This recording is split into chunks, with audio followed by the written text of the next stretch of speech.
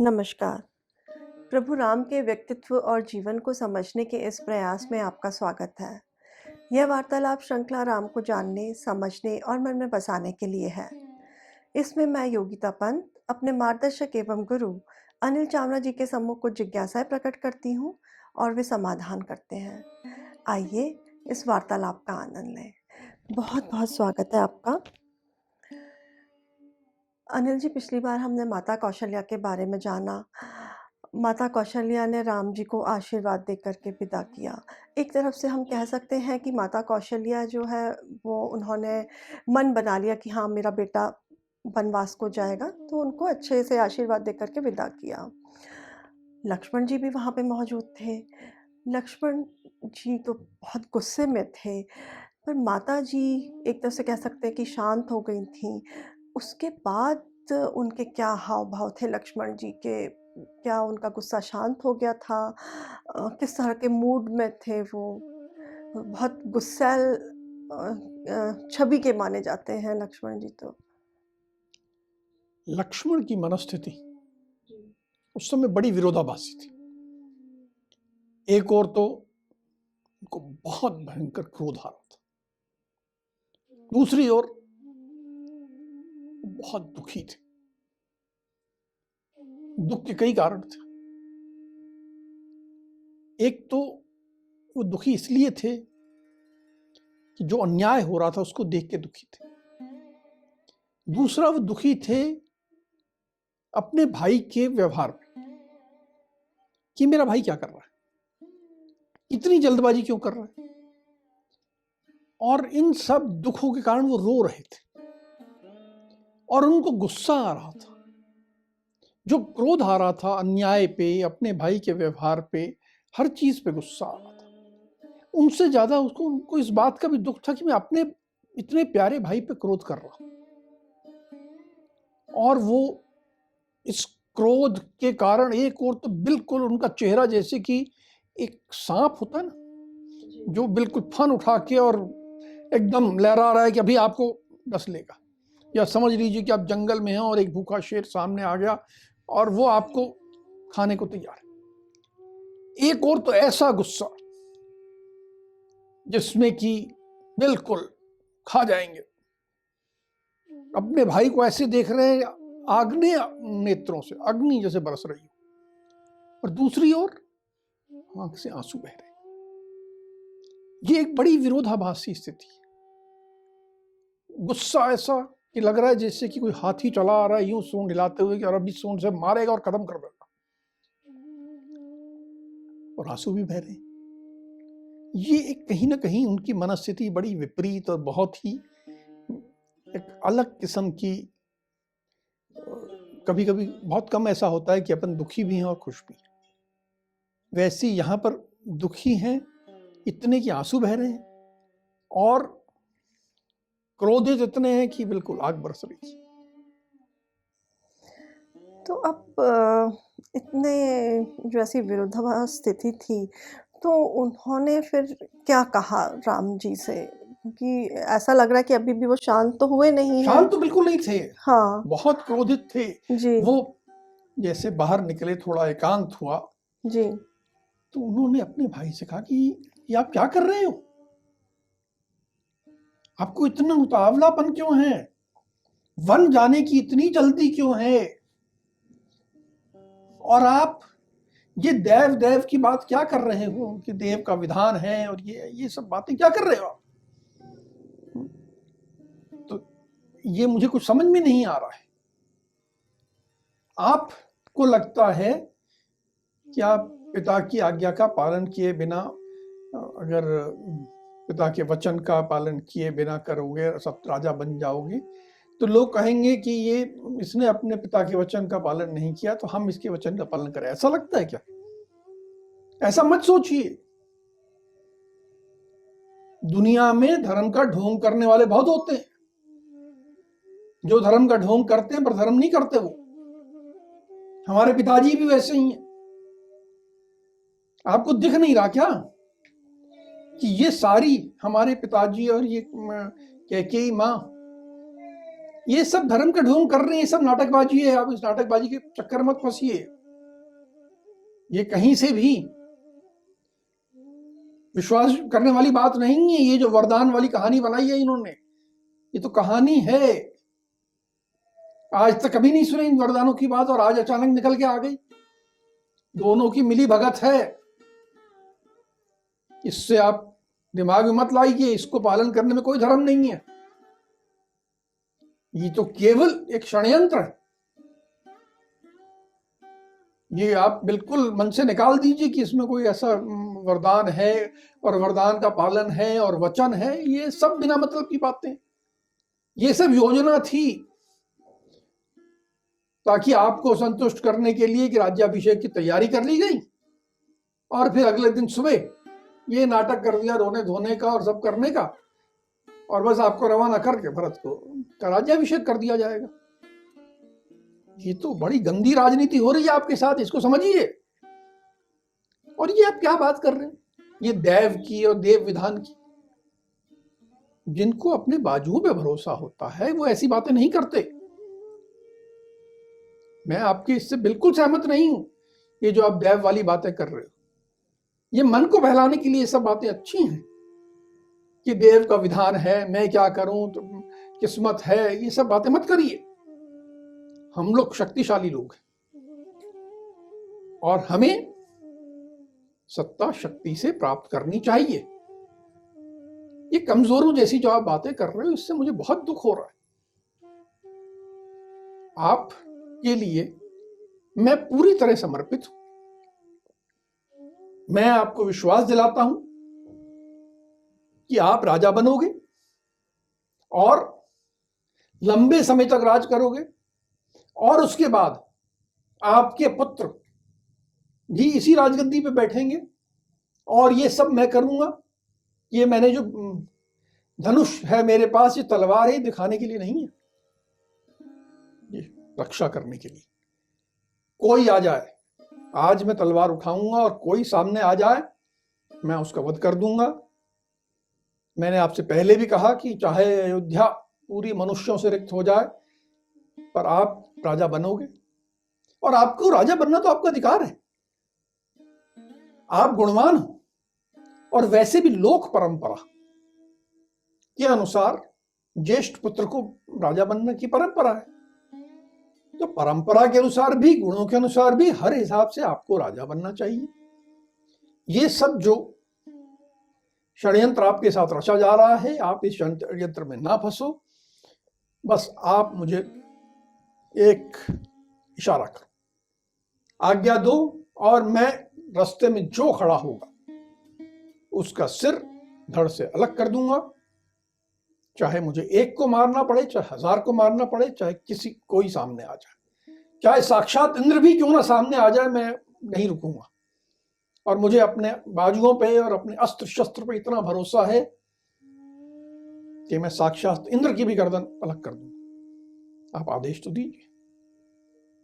आप बिल्कुल ये मत सोचिए कि आप कमजोर हैं। जब तक मैं आपका भाई आपके साथ हूं,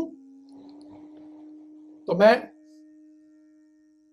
आपको विश्वास दिलाता हूं कि इस षड्यंत्र को मैं सफल नहीं होने दूंगा और आप राजा बने।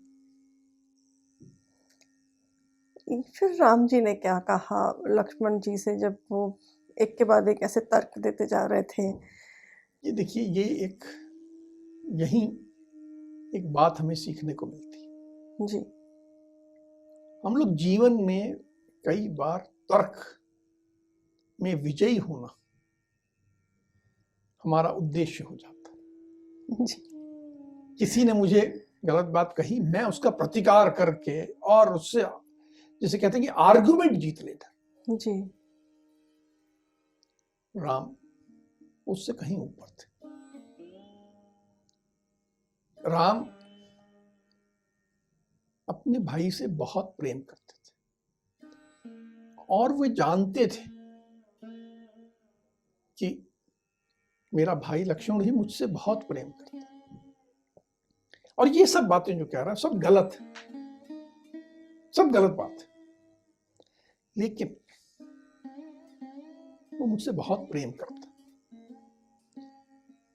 जहां प्रेम होता है वहां पर तर्क नहीं होता, वहां पर हमें प्रेम को प्रमुखता देनी। ऐसा नहीं है कि सामने वाले गलत बात के आगे समर्पण कर देना, लेकिन तर्क जीतना, तर्क हारना वो महत्वपूर्ण नहीं है। महत्वपूर्ण क्या है? प्रेम। राम ने देखा कि ये मेरा भाई जो मुझसे इतना प्रेम करता है, इतनी बातें जरूर कह रहा है, लेकिन इसकी आंख से आंसू बह रहे। राम अपने भाई के पास गए, उसको गले से लगाया, उसके आंसू पोंछे, कहा कि तुमने बहुत सी बातें कही, लेकिन मैं तो पिता की वचन से प्रतिबद्ध हूं, और ये तुम समझो कि मैं पिता के वचन पालन में दृढ़ता से लगा। इसके अलावा राम ने उनके तर्कों का जवाब नहीं दिया, बस उसके ऊपर हाथ फेरा, आंसू पोंछे, उसके सिर को अपने कंधे पे लगाया और केवल प्रेम प्रदर्शित किया, बस किसी तरह का जवाब नहीं दिया। यहां हमें यह सीखना होता है। आजकल कई बार ऐसा होता है, मैं जानता हूं, कई बार पति पत्नी के बीच में होता है, दो भाइयों के बीच में होता है कि तर्क जीतने में संबंध समाप्त हो जाते हैं। राम ने हमें सिखाया, तर्क जीतने का प्रयास मत करो, व्यक्ति को जीतो और प्रेम को ज्यादा महत्व दो, तर्क को नहीं। कई बार मुंह से आदमी कुछ बोल रहा होता है, उसके मन में कुछ होता है, जो उसके मन में प्रेम है उसको समझो। तो राम ने लक्ष्मण के उस प्रेम को समझा, उन आंसुओं को महत्व दिया, और उन्होंने मुंह से जो कुछ कहा उसको कोई महत्व नहीं। हाँ, अपनी बात कह दी कि मैं तो ये करूं, पर उनकी किसी बात का प्रतिकार नहीं किया।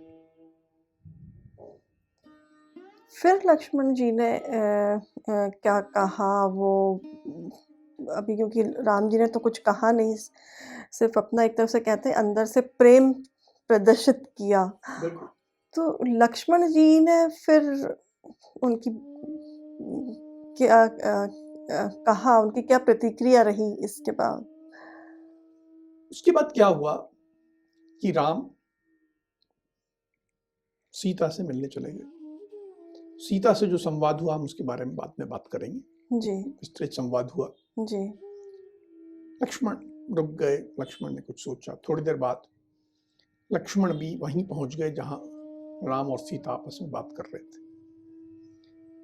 तब तक राम और सीता के संवाद में ये तय हो गया था कि सीता भी राम के साथ वन में जाएंगी, और लक्ष्मण ने भी सुना। लक्ष्मण वहां गए, राम और सीता बैठे हुए थे। अब इस बार उन्होंने भी तर्क नहीं किया, उन्होंने बिल्कुल दूसरी बात कही। वे राम के चरणों के पास जाके बैठ गए, बोले भैया आप वन को जा रहे हैं, मैं आपके बिना अयोध्या में नहीं रह सकता, आप मुझे भी साथ लेके चलेंगे। और क्यों नहीं लेके जा रहे, इसका कारण दीजिए। मैं आपके साथ चलूंगा, आप सुंदर सुंदर वन में विचरण करिएगा, घूमिएगा, मैं आगे आपकी रक्षा करने के लिए चलूंगा। मैं कंदमूल फूल जो खाने की सामग्री है वो एकत्र करके लाऊंगा, जो भी खाना बनाने के लिए लकड़ी लानी है वो सब काम करूंगा। मैं आपका सेवक बन के रहूंगा, आपका रक्षक बन के रहूंगा, इसलिए आपको मुझे साथ ले जाना ही चाहिए। पहले भी जब हम महर्षि विश्वामित्र आए थे और जब साथ चलने की बात हुई थी, तभी आपने कहा था कि जीवन में मैं सदा आपके साथ रहूंगा। तो एक बार आप कह चुके हो कि हमें सदा साथ रहना है, जी। और आज आप मुझे नहीं ले जा रहे, इसका कारण बताइए आप। ये आपकी बात मुझे, बाकी तो आपकी जो पुरानी बात हुई एक तरफ रख दीजिए, पर अब मुझे बस इतना ही कहना है कि मुझे आपके साथ चलना है, और अगर आप नहीं ले जा रहे उसका कारण बताइए। तो फिर राम जी ने क्या कारण बताया उनको अपने साथ नहीं ले जाने के लिए? हाँ, अब राम जी ने कहा कि देखो लक्ष्मण, तुम सब अयोध्या की परिस्थितियां समझते हो, जी। यहाँ पर अब सब कुछ हमारे अनुकूल नहीं है। जी। अभी भरत राजा बनेगा, राजा बनने के बाद भरत की क्या मानसिकता होगी ये मुझे नहीं मालूम। यहाँ पर तुम्हारी माता सुमित्रा भी हैं और मेरी माता कौशल्या भी है। हो सकता है कि जब बेटा राजा बन जाए तो माता कैकेयी इन दोनों से दुर्व्यवहार करे। ये भी हो सकता है कि भरत भी इनसे दुर्व्यवहार करने लगे। भरत का मन ऐसा साफ ना हो कि हमारी माताओं से अच्छा व्यवहार करे। ये भी संभावना हो सकती है कि इन माताओं को जो हमेशा सुख में रही हैं, जो राज महलों में रही हैं, उनको भरण पोषण की दिक्कत आ जाए। जी। तुम यहाँ रहोगे तो सब जरा व्यवस्था ठीक देखते रहोगे, रक्षा उनकी ठीक होती रहेगी, सब कुछ ठीक चले, तो तुम यहाँ रहो और ये अपनी माताओं की जिम्मेदारी संभालो, और मैं तुम्हें ये काम सौंप के जा रहा हूं, इसलिए तुम ये काम यहाँ मेरा ही काम कर रहे हो, और इसलिए मेरे ही आदेश से तुम यहाँ रुक रहे हो, इसी कारण से मैं तुम्हें नहीं ले जा रहा। फिर लक्ष्मण जी मान गए थे क्या? क्या कहना था लक्ष्मण जी का ये सब सुन करके, जो उन्होंने कारण दिए राम जी ने कि यहाँ क्यों रुकना है करके? राम जी के जो कारण थे उनका अब लक्ष्मण ने प्रत्युत्तर दिया। उन्होंने कहा, भैया आपका प्रभाव और आपका नाम इस अयोध्या में इतना है कि भरत की ये हिम्मत कतई नहीं हो सकती कि हमारी माताओं से दुर्व्यवहार करे। वो चाहे राजा बन जाए लेकिन उतनी शक्ति नहीं आएगी उसमें कि वो हमारी माताओं से दुर्व्यवहार करे। आपका ही नाम प्रभाव अयोध्या में इतना है और रहेगा, और मान लीजिए कि आदमी दुर्बुद्धि हो जाता है जी। और हमारी माताओं से दुर्व्यवहार करता है, जी। तो आप ये बिल्कुल निश्चित मान लीजिए कि अगर हमें ऐसा कोई समाचार मिला तो मैं वापस आकर भरत का वध कर दूंगा। अब भरत को मैं छोड़ूंगा नहीं, और ये बात हम कहीं भी रहें, भरत जानता है कि अगर उसने हमारी माताओं से दुर्व्यवहार किया तो वो जीवित नहीं बचेगा, इसलिए वो हिम्मत नहीं कर सकता कि वो दुर्व्यवहार करे। दूसरी बात, जहां तक भरण पोषण की बात है, आप कैसी बात कर रहे हो? माता कौशल्या वो तो बहुत सक्षम है, वो 1000 गांवों की मालकिन है। 1000 गांवों से उन्हें लगान आता है। अब आप यहां नोटिस करिए जी। कि उस काल में भी जी। स्त्रियां संपत्ति की मालकिन होती थी। अधिकतर लोग सोचते हैं कि स्त्री को संपत्ति का अधिकार अभी यहाँ कुछ सालों से 50-100 सालों से मिला है। जी। यूरोप के बारे में ऐसा ही कहा जाता है, लेकिन यहाँ स्पष्ट उल्लेख आता है जी। कि माता कौशल्या के पास 1000 गांव थे। लक्ष्मण कहते हैं कि वो 1000 गांव के मालकिन, वो तो मेरा भरण पोषण कर सकती हैं, उनको भरण पोषण की चिंता नहीं है, और उनका ये जो अधिकार है 1000 गांवों पे, जी। वो भरत छेड़खानी करने की हिम्मत नहीं करेगा, क्योंकि उसके बाद उसका वध निश्चित। आप अपने मन से बिल्कुल निकाल दीजिए कि माता कौशल्या और माता सुमित्रा की चिंता या भरण पोषण या किसी और कारण से मुझे यहाँ अयोध्या में रहने की आवश्यकता बिल्कुल नहीं है। आप मुझे अपने साथ ले चलिए, वही मेरा सही स्थान है, और मैं अपनी भूमिका सही निभाऊंगा। और ये कह के उन्होंने भगवान राम के पांव पकड़ लिए और बोले बस आपको मुझे साथ लेके ही जाना होगा। तो इसके बाद फिर राम जी मान गए थे क्या अपने साथ लक्ष्मण जी को ले जाने के लिए? हाँ, प्रेम जब उन्होंने देखा जी, तो राम भी अभिभूत हो गए। प्रेम तो दोनों में था ही, जी, और भाई जब इस तरह की बात करता है, इस तरह पाँव खाता है, तो पिघलना स्वाभाविक है। जी, तो उन्होंने कहा ठीक है, तुम्हारा प्रेम वास्तव में हुँ, बहुत विलक्षण है, बहुत खास है, और मैं इसके आगे निरुत्तर हूँ। तुम जाओ, जो जो तुमको अनुमति लेनी है, आज्ञा लेनी है, जिनसे भी, माता से, औरों से, सबसे जल्दी लेके आओ। और साथ में जी, वो जो विशेष धनुष हैं, जी, जो हमें पहले मिले थे, उन्होंने बताया फला फला ये 2 धनुष हैं। जी, ये धनुष और उसके साथ का सब आयुध जी। जो हमें साथ ले जाना है, वो भी जल्दी लेके आओ, और ताकि हम आज ही प्रस्थान करने की तैयारी कर सकें। यहाँ पे जो हमने राम और लक्ष्मण का जो प्रेम देखा वो बहुत ही अनोखा कह सकते हैं। और उसके बाद एक और जो बात उभर के आई है कि इतनी कठिन परिस्थिति में भी राम जी ने अपने भाई के साथ जो संबंध को निभाया, कह सकते हैं, या सँभाला संबंध को, वो हमारे लिए सीखने योग्य बात है। अब आज की चर्चा को हम यहीं विराम देते हैं। अगली कड़ी में राम जी के जीवन से जुड़े कुछ अनछुए पहलुओं के साथ हम दोनों फिर उपस्थित होंगे। राम राम। राम राम।